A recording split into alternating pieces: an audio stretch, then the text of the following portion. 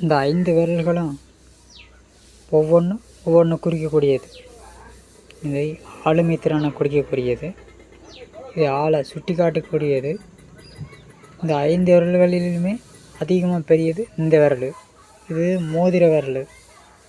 இது சுண்டு விரலுமாங்க, கடைசி விரல். இந்த 5 விரலுக்குமே இருக்கக்கூடிய தனித்துவமான திறன்கள் எப்படியோ அதே மாதிரி ஒவ்வொரு மனிதருக்கும் ஒவ்வொரு விதமான தனி குணம் இருக்கும், வித்தியாசங்கள் இருக்கும், ஏமாற்றங்கள் இருக்கும், பொய் இருக்கும். இதுதான் மனிதனுடைய டிஃபரெண்ட் அப்படிம்பாங்க.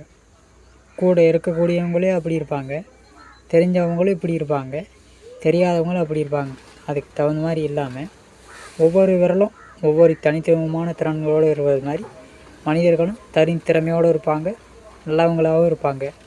இதில் நமக்கு தகுந்தது மாதிரி நம்ம வாழ்க்கையை எப்படி முறையாக எடுத்துகிட்டு போய் சரியான முறையில் வாழ்க்கை வாழணுங்கிறத இந்த நம்மளுடைய கை நமக்கு புரிய வச்சது.